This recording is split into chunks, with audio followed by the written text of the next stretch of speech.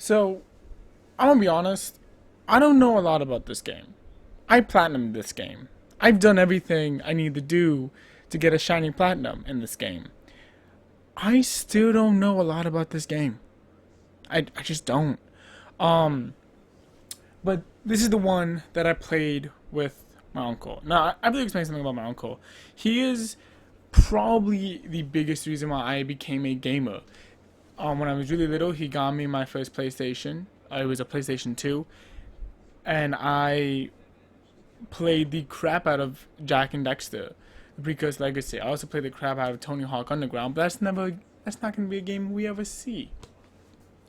There's also one of the game that I ever played that I played a lot of way back when, but that's for future episodes. I'm not gonna spoil that.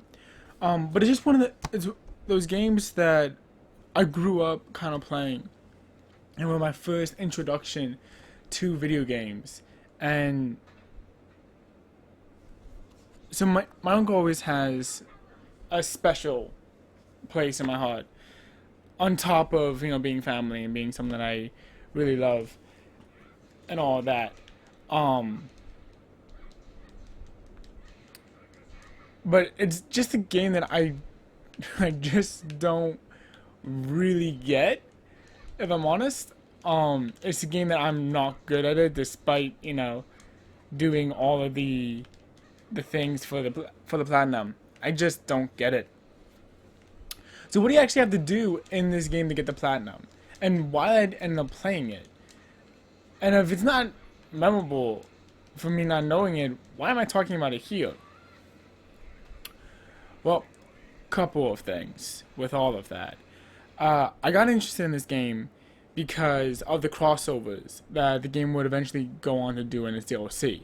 With Noctis from Final Fantasy 15 and Negan from Walking Dead coming into the game with his first and second seasons of characters, I was like, I love crossovers. I love the availability that just leads to just really letting anything happen. I wanted to pick the game up for that, just to kind of, support that whole nonsense. Um, so that's why I got into the game, and it was December of 2018, and it was Christmas time, and I'd have a large collection of games at that point. I'm kind of just going around playing, having a good time, and my uncle at this point has come over for Christmas, and he brings along his two kids. And since he became a father, he grew up, became an older, more mature person, we kind of stopped being the king of games. That's what I used to call him back then. Because in my eyes, growing up, he was always the guy that I could never best. There was never a game I could beat him in and just be better at him. So he was always the king of video games. But since having kids, he grew up, he became a different person, and he wasn't really able to play games anymore. He had to watch his kids, be a father figure. And we just haven't been able to play. But this year, his kids were just old enough to kind of start getting into gaming themselves. And well, it wasn't something that they wanted to fully support and be like, hey, I want you to play video games every minute of every day like you can. It was something that they encouraged trying out and being a part of. And at this point, I didn't really have a lot of video games that multiple people could play on the couch. I didn't have a lot of couch co-op games. So, good old Tekken 7 was what we ended up playing. I became obsessed with Noctis as a character, using his cheesy doodling moves. My cousin got obsessed with the Grizzly Bear character, which I'm going to switch over to in a minute. And we all kind of just really fell in love with the game, with the ridiculousness of the game, of slapping each other with fishes and just really having a good time with it. And for me, that's why this game, this platinum, will be memorable to me. Even though it's an easy platinum, even though it's one that If it wasn't for the pop figurine, I probably would have already forgotten. It will be remembered for that. Now, enough of the romanticism of family life and why this game is memorable. Enough of the story. Let's get to the tips and tricks so I can not cry. So, a lot of the game's trophies just kind of boil down to play the game, experience everything that the game kind of has. You get a trophy for playing 10 online matches, not even winning 10 online matches, but just playing them. You get a trophy for winning one online match. You get a trophy for winning one online tournament match, not even the entire tournament. You'll get one trophy for completing the arcade. You get trophies for completing the entire story as well as the epilogue. So for the most part, you just want to play the game. And there are a couple of trophies that you're gonna want to just switch over to practice mode if you want the absolute easiest way of doing it. And at that point, that's kind of what I needed to do as well. I learned pretty quickly that Tekken is not my type of game. It's a fighting game that's just too technical for me. Going from platinuming Injustice 2 way back when and then switching over to this as two different fighting games, I learned that I'm not being very technical, keeping all my combos really precise isn't my best way of playing fighting games.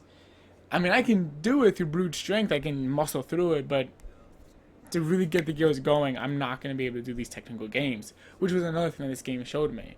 So by using the practice mode, I was able to get a lot of some of the more niche trophies done, like breaking an opponent through a wall.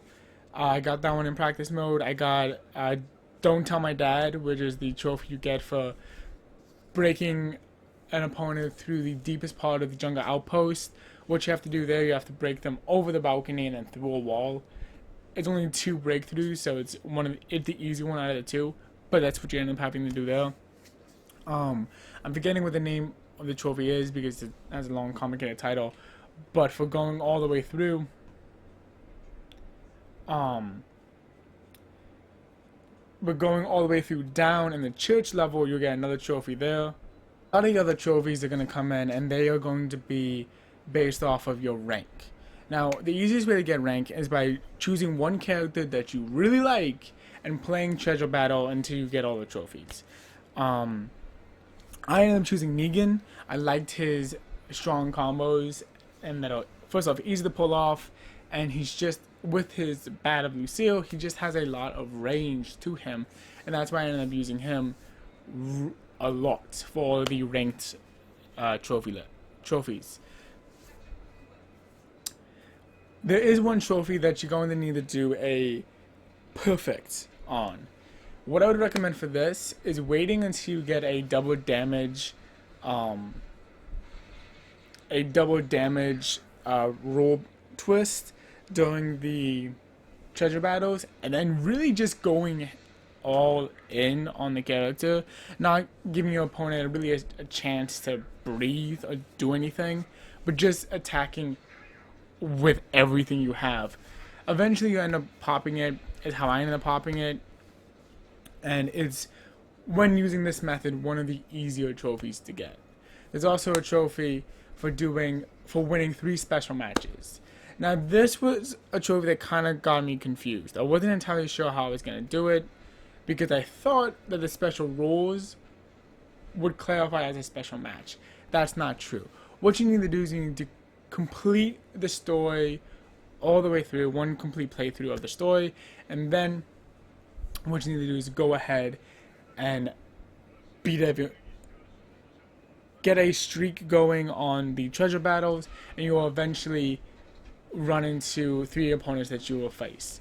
The special battles are pretty much this game's equivalent to boss fights, and with the exception of Hihachi, they're all god-awful and really cheaty doodling. And I hate them. I'm playing on normal difficulty, and Hihachi is not my guy, so if this comes out awful, now you know. But yeah, the great thing about this game is that all of the trophies can be done on any difficulty. So if you are struggling with some of the things, you can throw them down on an easier difficulty and just not really think about it. Um, I ended up getting Negan up to the ranking of Divine Ruler before I managed to get my 3 wins.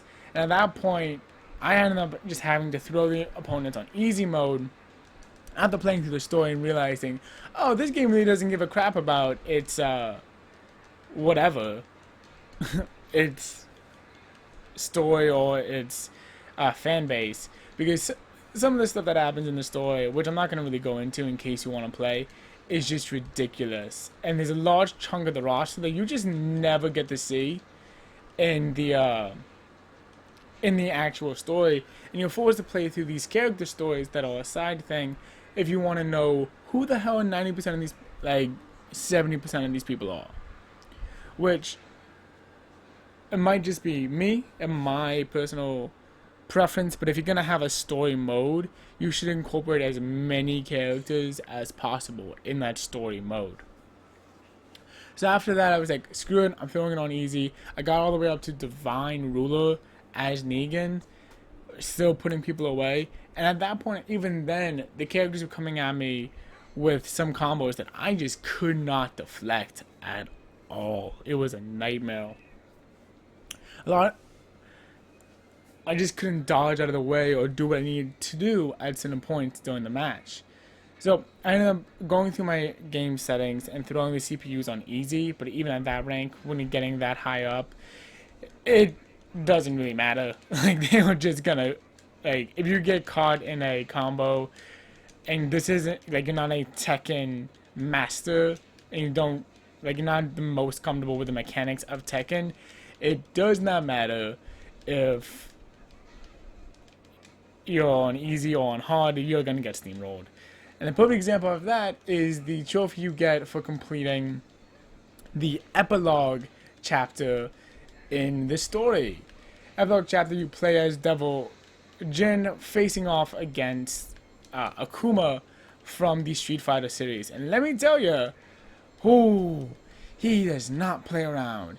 He teleports all the time, has a combo that's near impossible to beat, and is just a bloody nightmare of a character.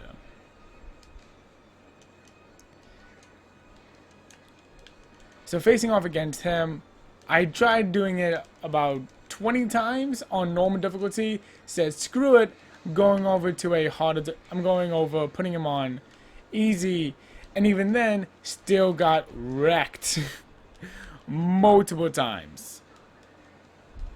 So, just because it says easy doesn't mean it's easy. I mean, here I am here, still getting wrecked on normal, so don't worry, Raven's still incompetent. But the game and its trophy list doesn't really have a lot of hard things to do, with the exception of the epilogue chapter and getting all of the special matches done. You're not going to really struggle with anything. If a character happens to leave for whatever reason during an online match, you will win that match automatically, which is a really nice and easy way of doing that. I'm switching over just to play as Negan for a little bit because even though it may not be Tekken, it is how I played Tekken, so moving on. But it's definitely one of those things where you notice really quickly that they don't really give a shit what your difficulty level is. One good combo and you're done for. And I ended up getting this trophy over my spring break of this year, of 2019. And I had a really good time with it. It's definitely a trophy I would recommend for people to go get. It's not too ridiculous, and if you're going and getting all the DLC characters, which you have to face anyway during Treasure Play. Like, I faced off against Negan and Noctis and Julia and pretty much everyone, even though I don't have most of those characters. But you will go ahead and end up facing we'll go ahead and then I'm facing most of the lists, regardless of whether or not you have you have the character or not. The amount of times I faced the Vampire Queen, or whatever her actual name is, even though I don't have her as a character, was amazing. The amount of times she kicked my ass, even though I didn't have her as a character, was amazing. There's also a trophy you'll get for getting a great finisher on this, which you will get if you're like one hit away from dying it, which is fun. But like I said, at this point, you're kind of just having a good time. The trophies, for the most part, are just there for you to experience everything Tekken 7 has to offer and proving that you're decent at the game. But like I said, if you're like me and just can't be bothered, you'll eventually just move on and over. To get to warrior rank, you just need to get the 22 Dan. Not 22 Dan. I think it's like 12 Dan. Something like that. I am well and above and beyond what you have to be at to get that trophy. So it's not too much of a grind, but therein lies your really only grind. The one other tip I want to leave you guys before we head over to the Platinum Trophy and the ranking is the trophy you get for defeating Akuma in a special match in treasure mode or as a part of the arcade. So what you want to do for this is which you can face off against him in a special match on treasure battle mode, and be fine. Typically, personally for me, that requires way too much RNG, and just I wasn't comfortable with it.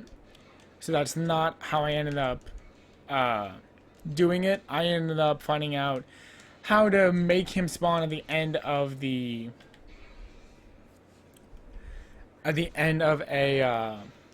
arcade match, and I ended up fighting him there and beating him in the arcade. Now, what you want to do to get him to spawn in arcade is go ahead and get a perfect match. A perfect match is going to be when you don't take a single hit from anyone, but you probably could have gotten that from just the name. And then you want to get a match-ending kill, match-ending hit while in rage mode, and that's when you have all the swirling redness around your character.